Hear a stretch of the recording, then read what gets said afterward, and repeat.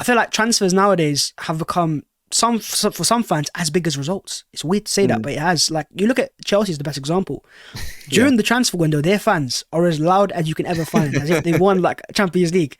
But during the season, it's not quite like that.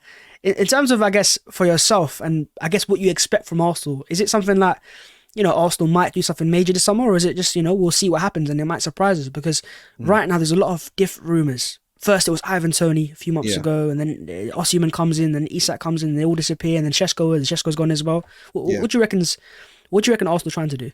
Yeah, I don't see it as a major summer, just because when you look at how they've built their squad over the past 3 years, I think they've had clear plans for each summer. So 2021 was that whole Project to Youth kind of idea where all 6 of those signings, Ramsdale, Odegaard, Tomiyasu, Lokonga, Tavares, and who's Ben White, all 6 of those players were under the age of 23 at the time of signing. So obviously there's been varied success with those guys, but most of them have grown with the squad. Then summer 2022 was about just elevating the level, which they did with Gabriel Jesus and Zinchenko. 2023, it was Declan Rice being that kind of main target and really, I guess, transforming the team again. This summer, I think, because they've done a lot of the kind of groundwork for that starting 11, it's now probably more about getting squad players who can actually make a proper impact. Kind of similar to, I guess, Trossard and Jorginho. Yeah. But I guess the hope would be the age profiles are a bit lower than those two in particular. So yeah, personally, I don't see it being a summer where there's like a major break the bank type deal, but more kind of supplementing what is already there. And then obviously if there is an opportunity to do something where you reckon, oh, that's another level raiser, go for it. Yeah, I think that's the key word, is opportunity. I don't see no Declan Rice on the market right now. Like last summer, he was available. I think fans forget that as well. It's like we signed him, we paid the money, but he was there for that price tag. Right now, maybe apart from Victor Osimhen, who's got a release clause, there's not many players available for that sum of money that you can go and actually get. We talk about Rafael Leao and Alexander Isak as an example. It's intriguing though, because a lot of Arsenal fans have different opinions of where Arsenal need to strengthen this summer. Midfield, up front, winger. Where would you say as a fan, you look at the team week in, week out, where do you think we could actually strengthen? And that's the priority that Mikel needs to look at. Yeah, so for me, I've mentioned this a few times, but I would be looking at support on the wings for more so Bukayo Saka, but also Gabriel Martinelli. I just think when you're looking at the Arsenal squad over the past 2 years, they've had players there who, in my opinion, could have made an impact, but haven't been given minutes in Reece Nelson and Emile Smith-Rowe.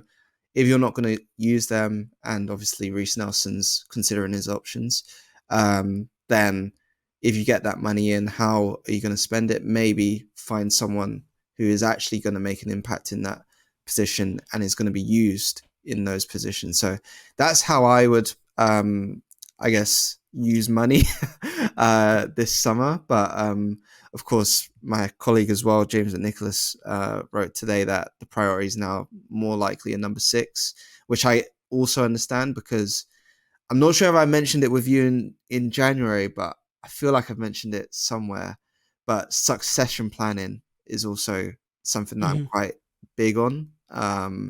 And how that midfield dynamic moves is really interesting, considering, I guess, the evolution of Declan Rice over the second half of the season.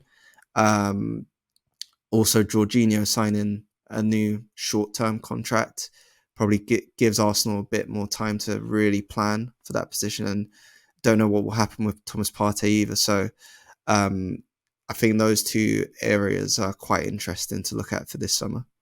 Yeah, it's intriguing in terms of midfield, because Rice is like a real conundrum, because he's very good as a 6, but he's very good as an 8. So where do you think, like, where is his future going to be?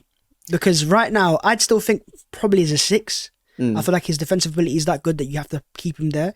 And I'd probably want personally more of an attacking number 8, who's a bit more comfortable at getting goals and attacking the box, even though Rice is very good at that. But as James McNicholas said, I can't pronounce his name right now. Six is a priority, right? Mm. But do you think it's like 6-8 hybrid? We've heard links to Amadou Onana, who's a bit of a mix, who can play Yeah. and complement Rice as well. Or is it like a base replacement for Thomas Partey, who could be leaving the summer, and you want a number 6 and allow Rice to flourish going forwards? Yeah, I wouldn't be surprised if it's another hybrid, because when you look at Arsenal's recruitment, that is what they've done in every position. They've got someone who's versatile enough to perform, I guess, multiple roles. I did write something last summer, basically looking at how they recruit players for their attributes rather than the positions they play. So we've seen it with Declan Rice. He's multifunctional. So he can play as a 6, but he's also shown he's able to play as an 8, and he was doing that at West Ham and with England. Kai Havertz, obviously very versatile, didn't come into his own until the second half of the season, but managed to show what he could do up front.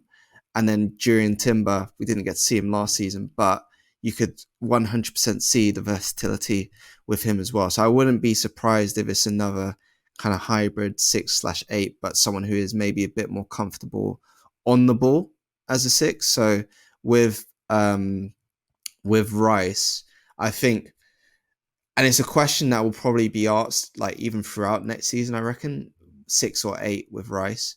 I don't think it matters too much as long as you have someone who you can see as a different option, because Rice as an 8, I think, is very different to him as a 6, and it's mainly because he, I guess, allows Arsenal to be a lot more aggressive when he is an 8 in their press. So in those games against Manchester City, Liverpool, trying to think of another example, but my mind's just slipping There's only two bit. teams, I guess, that are on the Yeah, level right now. yeah. But Champions in League, those, maybe, yeah, Champions League too. Actually, yeah, that's a good point.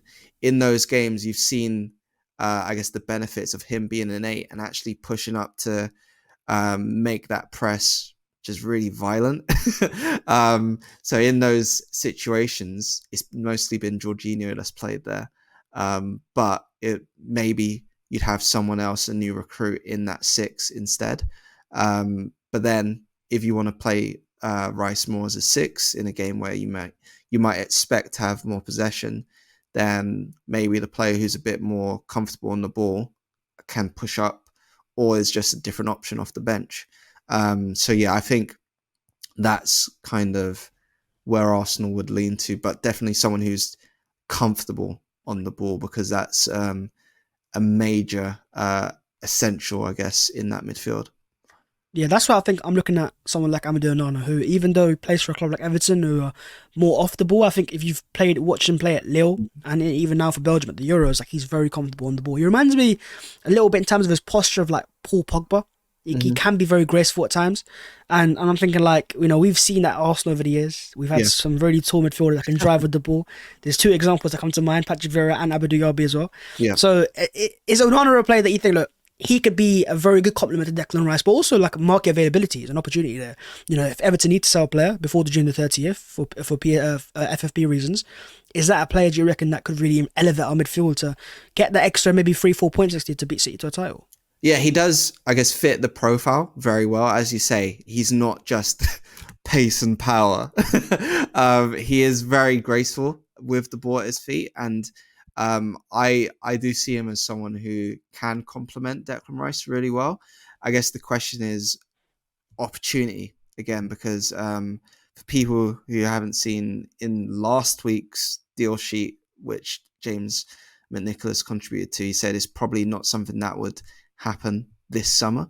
But with those financial kind of restraints that Everton have, if the opportunity does arise, I think it'd be a really good buy, because not just does he add that physicality and that ability with the ball at his feet, but it just gives another dynamic to that midfield. So yeah, he's definitely someone that I think is good enough to be an Arsenal midfielder. Mm-hmm. Yeah, it looks like it could be a possibility.